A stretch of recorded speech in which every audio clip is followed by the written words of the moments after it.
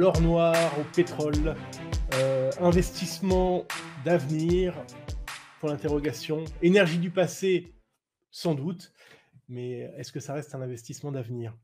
Bonjour Christophe, on va essayer de faire un tour d'horizon très très large, et donc je vous invite à ce voyage au pays de l'or noir. Je bascule sur la présentation. Voilà, alors, ce qui sous-tend le secteur depuis de nombreuses années, c'est évidemment l'histoire d'une économie décarbonée qui a fait fuir tous les investisseurs du secteur, qui a poussé les producteurs à diversifier leurs ressources, qui a poussé la demande vers des énergies renouvelables. On a une pression. Alors, je ne porte pas d'avis politique là-dessus, je la constate, c'est tout. Une pression pour que nous consommions des énergies plus vertes, des énergies renouvelables, que l'on s'éloigne d'une économie carbonée. C'est parfait. À partir de là, bah, le secteur a presque disparu de la cote. J'ai quelques chiffres que je veux vous partager.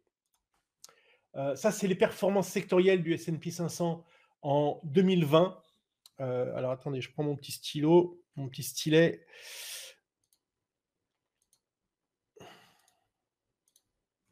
Voilà, le secteur pétrolier est ici en bas, hein, le dernier. On voit les secteurs aller de plus 43 à moins 2. Bah, le secteur pétrolier, c'est moins 32. Donc, c'est une contre-performance qu'on trouve rarement hein, pour un grand secteur comme le... Alors, je parle de grand secteur parce qu'il y a des secteurs plus fins. Évidemment, le secteur, par exemple, de l'énergie. Après, vous avez le secteur de ceux qui font de l'exploration, ceux qui font de la production, ceux qui font des services, ceux qui font du transport. Bon, bah là, sur des secteurs aussi larges, c'est rare de trouver un écart entre le dernier à moins 32 et le suivant à moins 2. Donc ça, c'était l'histoire de 2020. Si on recule un petit peu, on voit sur ce secteur-là la part du secteur pétrolier au sein du S&P 500, qu'historiquement, c'est un secteur qui était entre 7 et 10%. Voilà, bon, qui a progressé à 14% ici, c'est la courbe bleue, et qui aujourd'hui représente à peu près 3% du S&P 500. Donc, je vous dis, c'est un secteur qui a quasiment disparu de tous les indices. Alors, quand vous avez un secteur qui contre-performe et qui est quasiment pas présent dans les indices, bon, bah, il est pour un grand nombre d'investisseurs qui, d'une part, ont des contraintes de SG, de plus en plus d'investisseurs ont des contraintes ISR, ESG, et donc ont eu soit deux approches, une approche qui consistait à prendre de best in class, les meilleurs de la catégorie, ou tout simplement, ça c'est à la hache, sortir totalement le secteur des portefeuilles. Et donc évidemment, quand on a un secteur comme ça qui n'intéresse absolument plus personne et qui est même enfin, je veux dire, c'était politiquement incorrect et ça reste politiquement incorrect de parler de ce secteur-là. Forcément, nous, on le regarde et on le regarde plutôt deux fois qu'une. Et donc, la contraposée de ce phénomène-là, c'est l'envolée. Alors, l'envolée, jusqu'à quand même un moment où ça s'est retourné, du secteur des énergies propres, en particulier après le Covid. Ici, ça a été vertigineux, puisque je ne sais pas si vous arrivez à lire l'échelle, mais on est quasiment, oui, on est multiplié par 4 hein, dans cette hausse-là. Évidemment, x4 sur un secteur, ça ne se justifie pas seulement par des fondamentaux, ça se justifie également par un gonflement des valorisations. C'est propre à l'ensemble du marché, évidemment, mais c'est vraiment la crème de la crème dans ce domaine-là. Et puis, malgré tout, bah, y a eu un retournement au niveau des cours, puisqu'on a vécu une baisse des cours du pétrole depuis 2018, ici. Et puis finalement, les liquidités déversées un peu peu partout, les programmes de relance de l'ensemble des États, enfin pas l'ensemble, pas la totalité des États, hein, essentiellement à vrai dire l'Europe et les États-Unis, les pays émergents ont été bien moins agressifs. Et d'ailleurs, ils en payent le prix depuis quelques temps et encore aujourd'hui. Mais tout ça a permis au cours de bourse de se retourner au cours du pétrole. Alors j'ai ici le WTI. Juste pour la petite histoire, je rappelle, ici ce sont des points hebdomadaires. Si on avait des points quotidiens, on s'apercevrait que, je vous rappelle, qu'au mois de mai 2020, les cours du pétrole, pendant quelques minutes, étaient devenus négatifs. C'est absolument prodigieux. Et donc, finalement, quand on a des fondamentaux pour le secteur pétrolier qui s'améliorent, alors que tout le monde broie du noir, excusez-moi le jeu de mots, c'était pas prévu, et le secteur se retourne totalement. Et en 2021, malgré le boom de la technologie encore l'année dernière, puisque le secteur alors attendez, que je dise pas de bêtises. Non, ici, c'est le secteur immobilier. La technologie en jaune, elle est pas loin, hein, elle est autour de 35%. Vous voyez qu'on n'a pas ces écarts, on n'a pas un secteur à moins 30 et les secteurs tous entre 20 et 30. Enfin bref, tout ça pour dire, je digresse, que le secteur pétrolier a gagné 53% l'année dernière. C'est finalement des situations, nous, qu'on aime bien, c'est-à-dire qu'on a des fondamentaux qui se sont améliorés alors que les investisseurs n'en voulaient plus. Et comme on a une fibre assez contrariante, nous, on s'est positionné sur le secteur. D'ailleurs, même avant la reprise, hein, dès 2020, on s'était positionné sur le secteur. Et aujourd'hui, on a un certain nombre de portefeuilles, par exemple, qui ont des positions sur l'exploration et la production pétrolière qui sont en hausse de 80, 100, 150, voire 200% dans les portefeuilles. 2022, c'est un peu la même histoire, hein, puisque c'est quasiment le seul secteur. On a les chiffres ici au 16 février. C'est quasiment le seul secteur qui est positif et largement positif depuis le début de l'année. Alors, un premier élément de réponse pour dire est-ce que ça a trop monté ou pas. Alors oui, la reprise, elle est quand même fulgurante. Maintenant, le prochain graphique, c'est la performance relative du secteur pétrolier par rapport au S&P 500. Et là, on va voir que finalement, la reprise, elle est microscopique. Hein. C'est-à-dire, on la voit à peine. Alors, c'est donc le secteur pétrolier contre le S&P 500 en base 100 en 2004. Donc, on voit toute une phase de surperformance où donc le secteur pétrolier fait fois 2,6 la performance du S&P 500 puisqu'on arrive à 260% et que finalement toute cette performance... Alors, ça se passe en deux temps. Hein. Le premier temps, c'est ici. Non, pardon. La première phase, évidemment, c'est la surperformance. Ensuite, on a une performance en ligne. Et à partir de 2014-2015, c'est une sous-performance jusqu'en 2021 où on a cette reprise.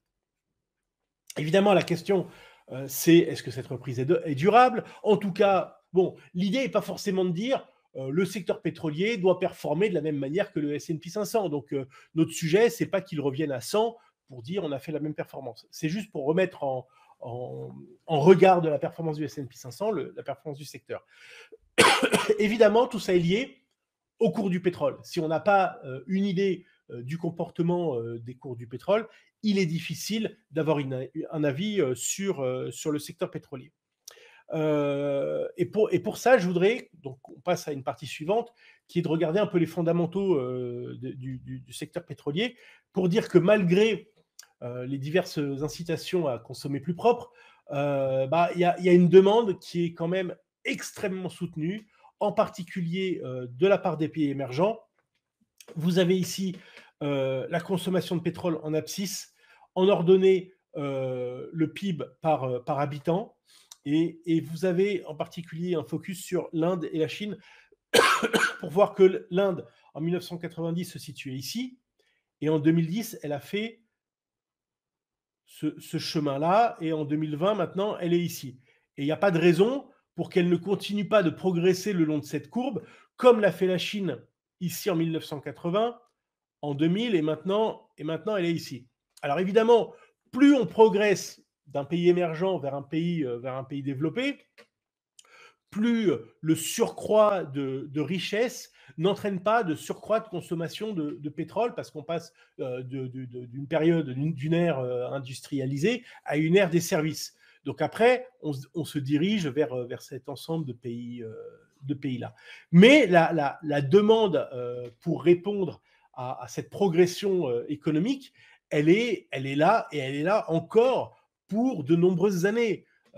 Et donc pour un peu déflorer la substantifique moelle, l'architecture du raisonnement, c'est de dire qu'on peut plus facilement mettre la pression sur l'offre, par exemple les actionnaires demandent à Total de ne plus investir dans les hydrocarbures pour investir dans l'éolien ou le solaire.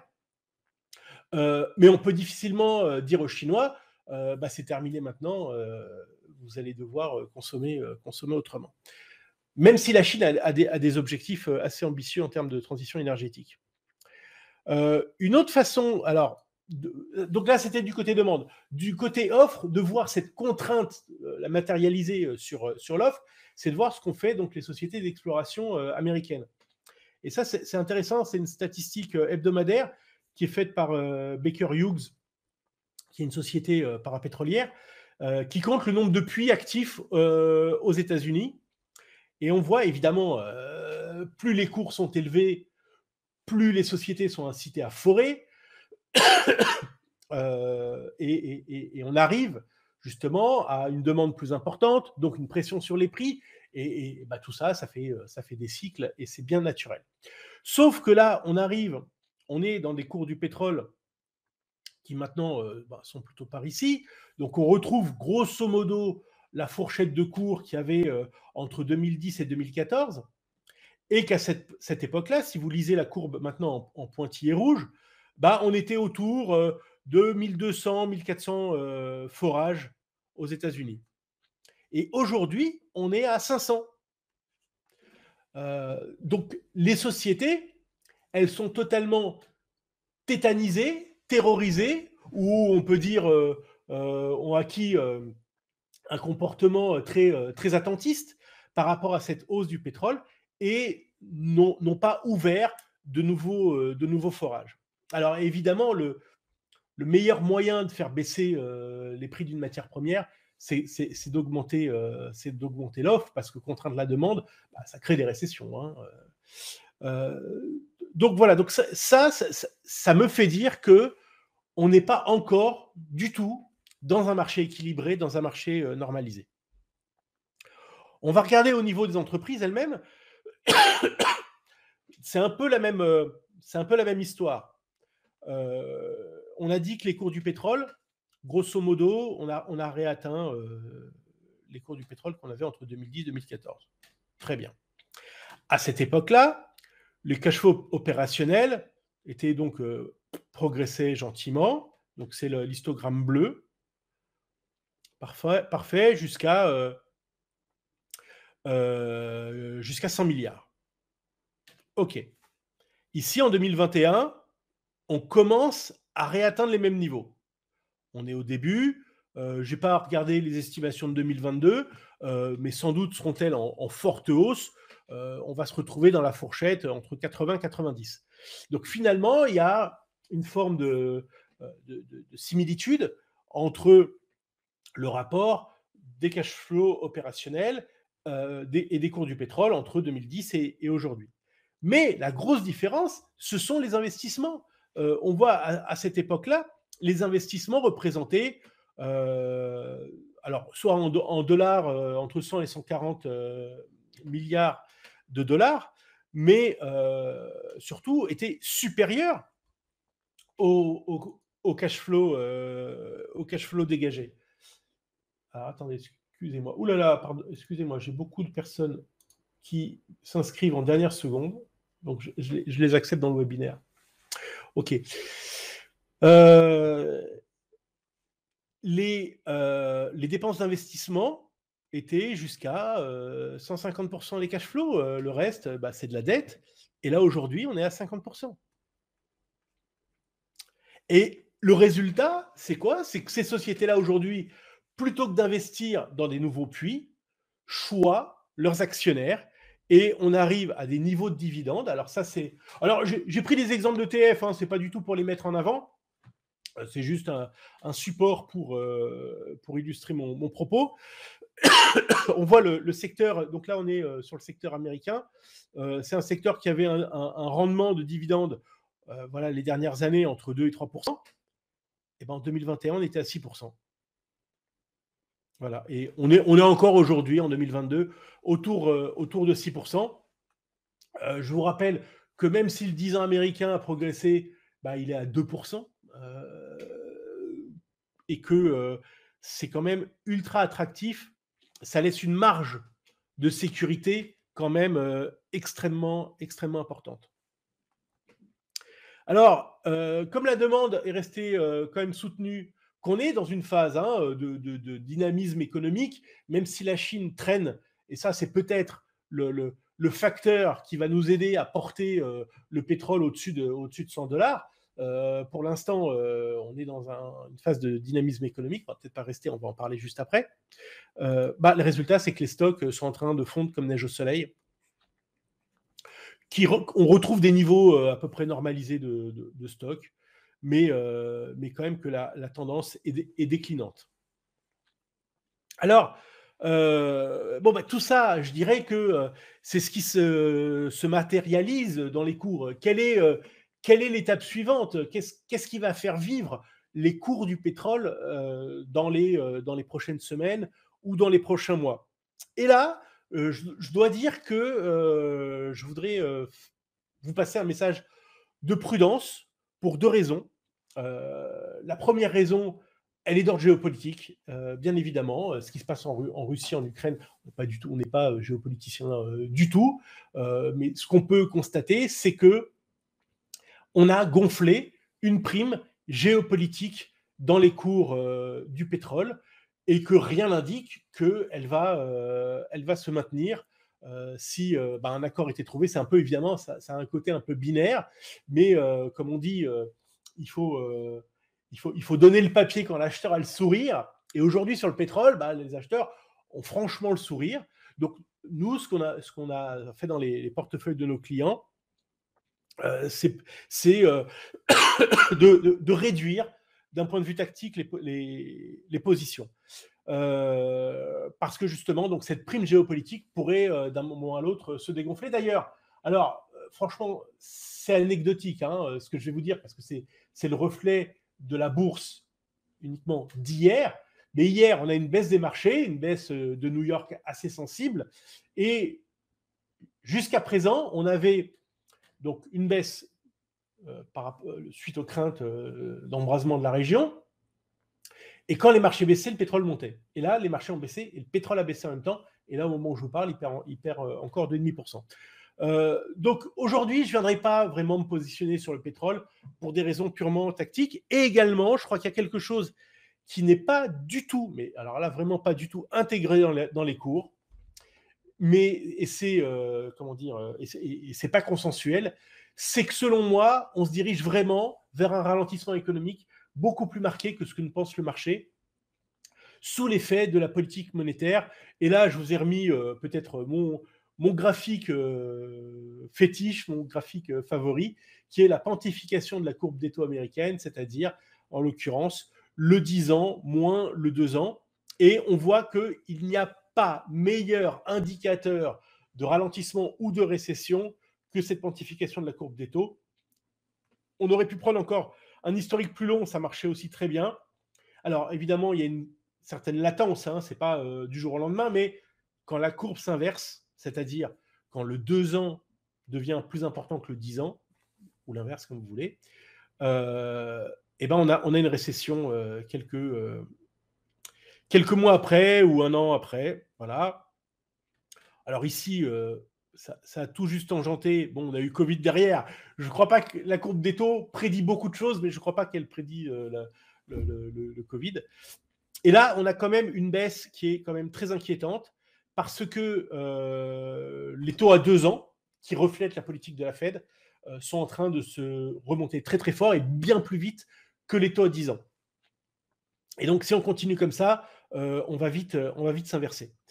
Et ça, forcément, bon, le marché n'intègre pas encore, c'est sans doute un peu tôt, mais si on doit avoir un ralentissement aux États-Unis, alors les cours du pétrole en souffriront. L'autre élément, c'est d'activité, là, pour le coup, chiffres macro, hein, pas chiffres financiers, c'est de prendre l'ISM manufacturier. On voit que les cours du pétrole sont quand même très corrélés, que l'ISM manufacturier s'est retourné déjà depuis de nombreux mois, que le pétrole a commencé à monter, a poursuivi sa hausse. Selon moi, c'est... Alors, sous le double effet dont on a parlé, mais je me répète, c'est important, de la prime géopolitique et du déséquilibre intrinsèque du marché. Voilà, donc en synthèse, les fondamentaux sont au moins partiellement reconnus au sein des cours, qu'il y a une prime russe qui est largement intégrée. Alors, je n'ai pas parlé d'une décote iranienne, tout simplement parce que bon, personne ne parle de la situation avec l'Iran, mais on pourrait tout à fait imaginer. Il faut voir qu'on a des élections de mi-mandat cet automne aux États-Unis, que aux États-Unis, les prix à la pompe sont directement liés au prix du pétrole. Il n'y a pas le buffer des taxes d'État. Et donc, si Biden veut essayer, parce que c'est quand même vachement mal parti, essayer d'avoir des élections favorables, il doit tout faire pour faire baisser les cours du pétrole. Alors, il y a un moyen simple, c'est de négocier avec l'Iran et de permettre à l'Iran de réexporter son pétrole. Il faut voir qu'aujourd'hui, dans l'équipe, je ne sais pas si vous vous souvenez, la nomination suite à l'élection de Biden, en gros, vous avez toute l'équipe d'Obama qui a été reprise, et c'est Obama donc, qui avait noué l'accord avec l'Iran. Et donc, il ne serait pas du tout surprenant que dans les mois à venir, on ait des discussions avec l'Iran. Voilà. Donc, moi, je crois qu'on a vraiment un risque de correction des cours du pétrole par rapport au niveau actuel, alors qui a déjà un petit peu commencé, hein, puisqu'on était monté autour de 95, là on est à 86. Si je devais vous donner une idée de fourchette, c'est toujours bon, c'est pas évident. Je dirais que on peut se balader au cours de 2022 entre 75 et 100. Voilà. Que le marché paraît pas encore mûr pour aller vraiment beaucoup au-delà des 100. Moi, je pense qu'il le fera. Je ne sais pas exactement à quel moment. Pour cela, il faudrait vraiment qu'on ait de bonnes nouvelles au niveau de l'économie chinoise. Voilà. Alors, et encore une chose, voilà, c'est les perspectives à moyen long terme, c'est que un des moteurs importants également de toutes les commodities et du pétrole en particulier, c'est la faiblesse du dollar. On a réussi à avoir un pétrole vigoureux avec un dollar vigoureux.